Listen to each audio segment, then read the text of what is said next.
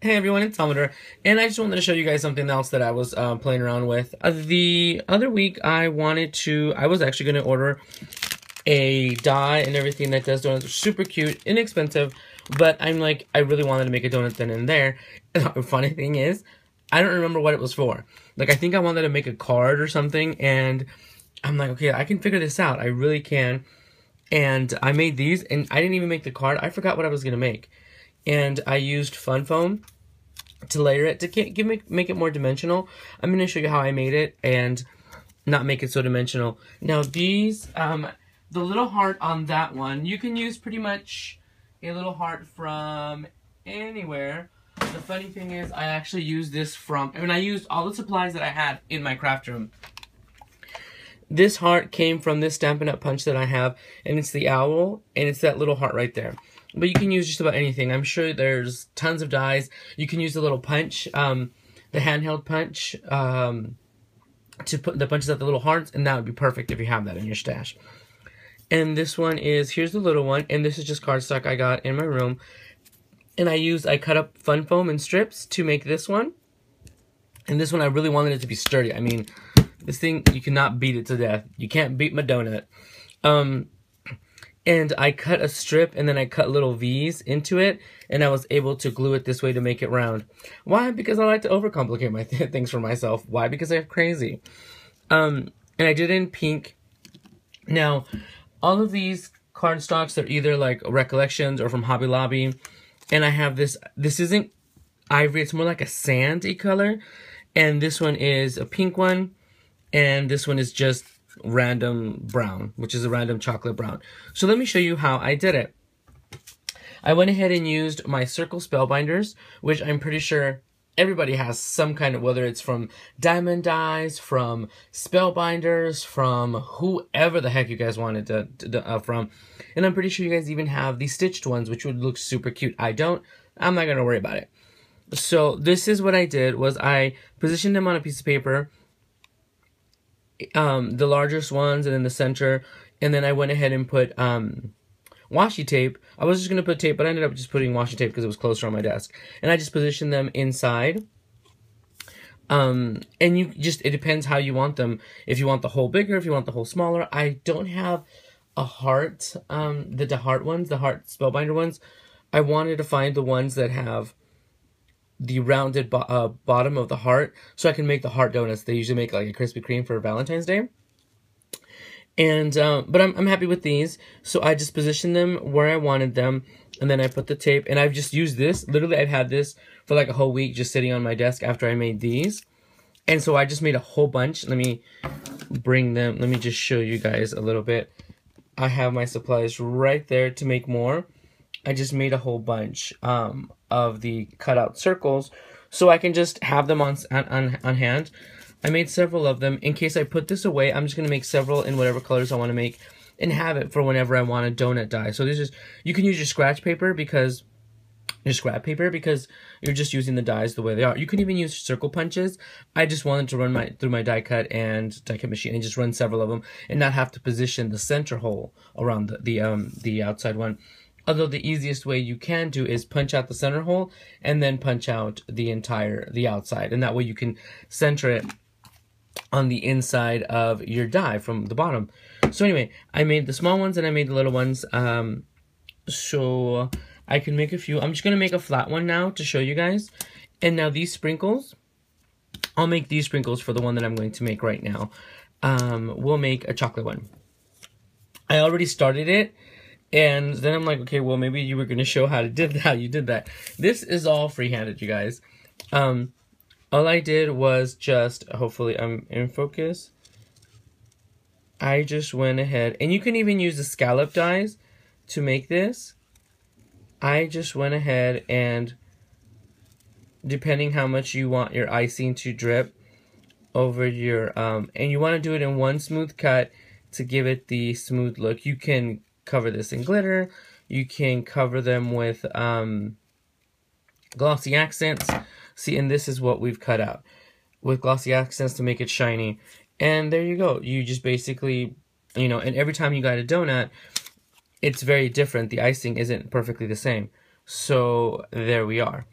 So let me go ahead and just glue it. I was going to use my ATG, but I figured, you know what, I had this on hand. So, and you just position it. And I ran the paper in the sandy color, in this cream ivory sandy color, and the chocolate one through the same die. That way the circle is perfectly centered, and you just have to match them up, and there's your donut. Now, another thing I can do is, I'll show you guys that in a minute with how I made this one also kind of curved in it a little bit, how I embossed it a little bit.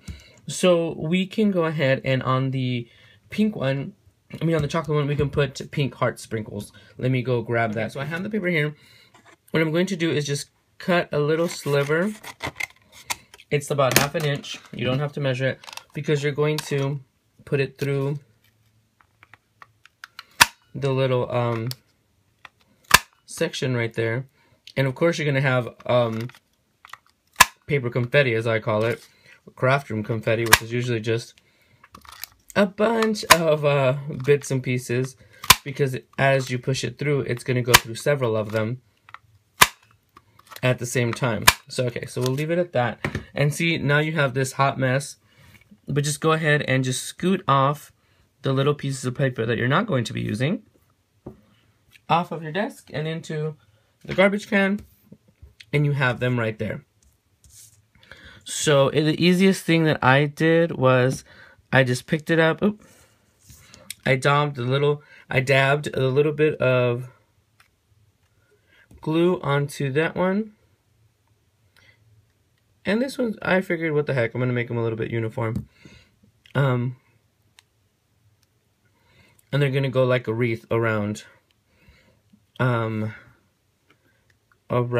your donut, and they don't have to look perfect. It doesn't matter like how you position them, even though I'm a little crazy.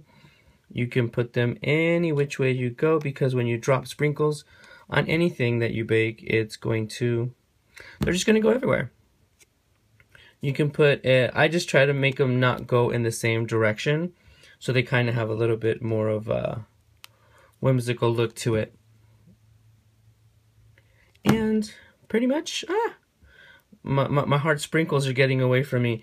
And I'm going to show you afterwards, after on the other one, how I made the other sprinkles, because that one is even easier than this, and you don't need any punches, you don't need anything. But there we go, I have my little donut. Now I'm gonna let this dry because it's a little wet still from the adhesive, and then I'm gonna do the embossing like I showed you guys. So okay, let me see, where's the other one I had? I had one that I was going to show you guys. Well, anyway, I had a scratch piece of paper that was smaller. I think I did it in the chocolate one. That was smaller than the actual paper, and you can see it's not a perfect circle on the outside. That's perfectly okay. Use it for scratch paper, your scraps, I mean. And as long as you have it close to the edge, you're perfectly fine. This one didn't, because remember, we're going to cut off a little piece of that anyway. So if it's not a full-on square to cover the whole thing, it's fine. Don't worry about it. Now this one is going to be this pink one, and you can make these little wavy parts, the icing, as deep as you would like. I hope this makes sense, and hope you guys like this goofy tutorial. I just wanted to show you guys how I made this, because I absolutely love them. And then you just try to kind of get it close to the other one as you can. See? Okay, so there is that one. Smooth it out a little bit, and that's going to go on our donut. Another thing you can do is with your with some brown ink or some distress ink, shade up the edge of the donuts, but I want them to be clean donuts, to have them look a little bit more cooked, if you will.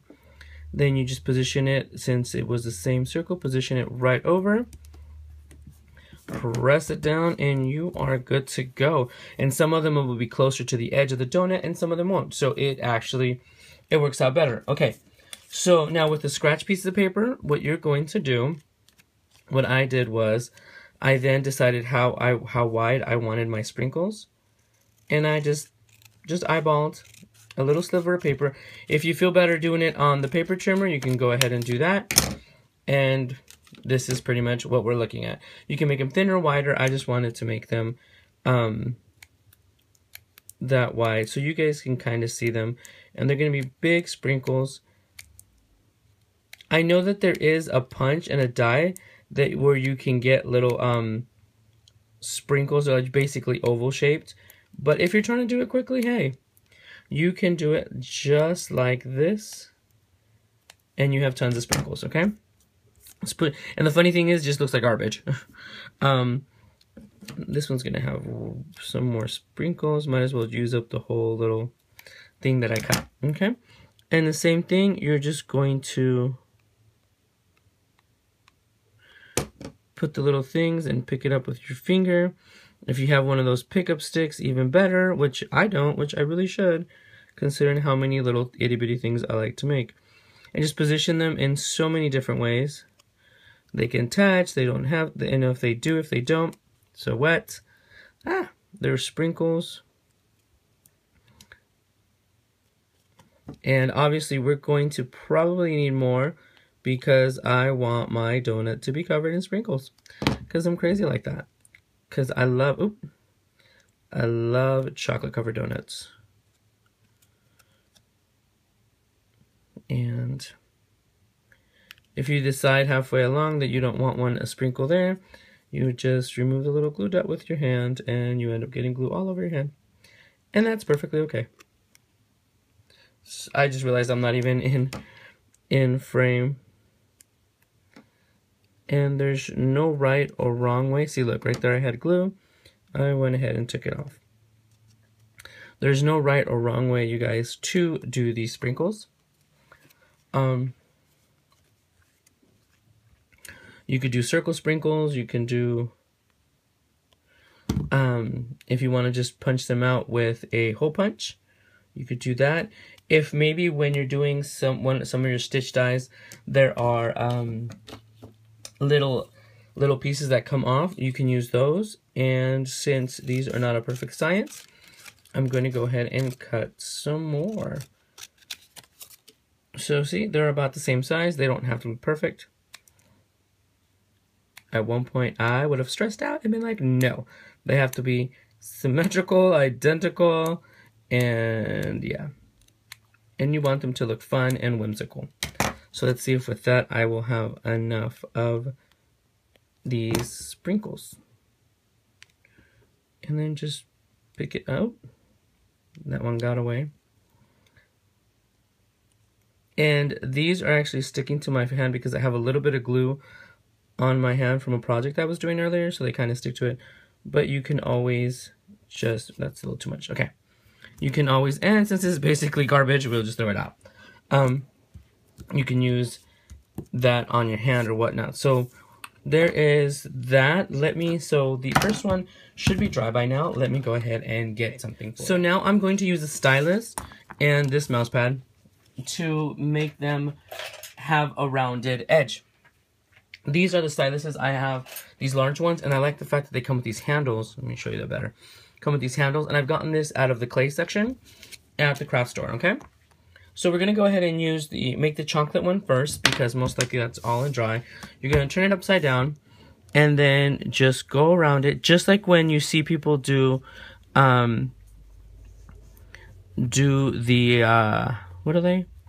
The flowers and how they get, and I've actually done this on my stamped images to kind of give them a more natural curved look. And you just go around slowly. Try not to go too strongly at first, because first you want to break up the fibers of the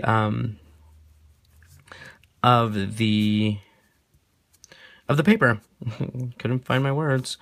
And that'll give it a nice, see, and it has a nice rounded edge. So now when you put it on your paper, it'll have a little bit of dimension. I mean, on your card or on your projects, your project life, whatever, and it'll have, see, it just has a little bit more of dimension.